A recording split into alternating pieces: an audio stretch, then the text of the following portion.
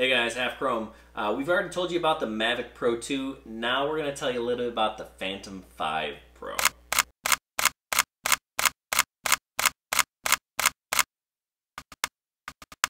Alright, so again, the most important thing people want to know, camera.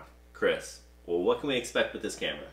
So that's really what this drone is going to be all about. The Phantom 5, a ton of camera upgrades. A lot of our intel here coming again from Osita LV. What he says is he saw was a 50mm lens on the front of the Phantom 5. Now, and he drew some removable lenses, which I would certainly believe if he saw a 50mm lens, because you're not going to make that your only stock lens. That is very narrow compared to what they have on now, which is more around 24mm. Now he also drew a 35mm and a 15mm. That doesn't seem quite right. Why? 15mm would be very wide. As you know, looking down on some of the Phantom models in the wind, flying sideways, you'll see the legs. Looking up, it's very easy to see the props or motors. Especially on the Phantom 3 series. Yeah, especially if they're really moving, right? Or pitch forward at least. Yeah, that's why some people fly backwards, especially Phantom 3s. But 15mm is just going to be too wide. Sure. I don't think there's any way, unless you drop that gimbal way, way down, or you have retracting legs or something goofy, which we don't see any indications of that happening. So in addition to the camera, what else do we see happening with this guy? You know, one of the things I really think would be awesome, and I think it's coming, rainproof, right? We've seen it in some of their other drones. Why not a Phantom? It's easy enough. They have the technology. Being able to fly in the rain or snow would be an awesome advantage. You could really get some really pretty good pro shots that way. So you're going to be landing it on the water? No. No, we're not talking waterproof. We're just talking splashproof, basically. Right. So it's not going to land in the water. Although we are working on a waterproof drone. You guys got to check that out. Yeah. So right now, leader in waterproof, probably Swell Pro. They came out with a new model a couple months ago, an upgrade. It looks like a Phantom, a little beefier. You put your battery in a waterproof compartment. Everything floats. Has exposed gimbals. You should check that out. But no, not a waterproof drone. Rainproof, snowproof. Not that those are always the best conditions for flying, but you have that knowledge if it's snowing a little bit that you're not going to damage anything. So that's going to be awesome. I think that's a huge step up. We don't expect that to see that on the Mavic Pro 2, but yes, on the Phantom 5.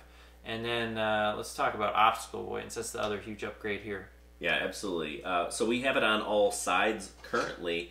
We're going to get on the top, like you would see on the Inspire 2. So you're going to have full range of obstacle avoidance, which is awesome. And it'll also incorporate that A-Pass system. So, you know, if we encounter something in front, it's going to go around rather than just stop, which is nice for sure.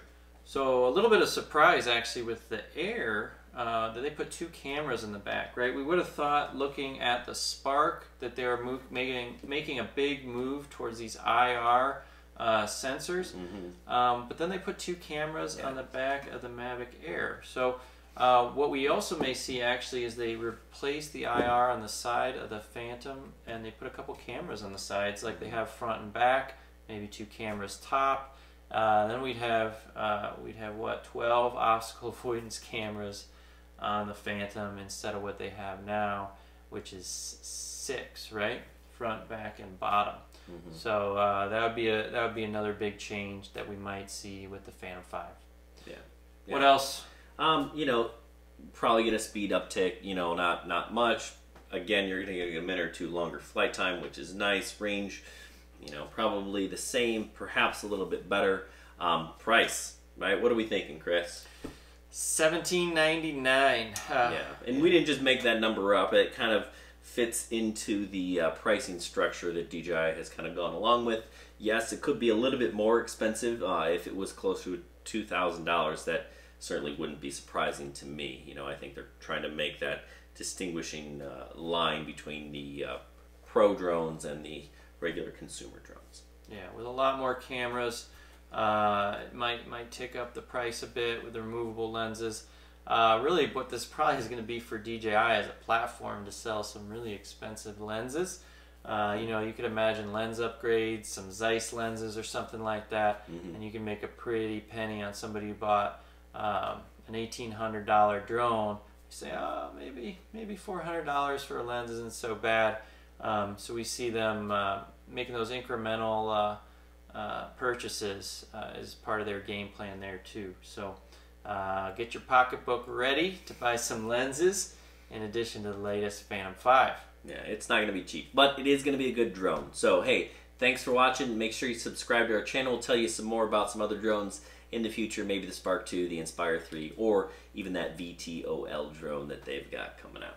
All right, so check out our website too. We got a lot of details, good deals on drones, and subscribe to our channel. We'll see you next time. Adios.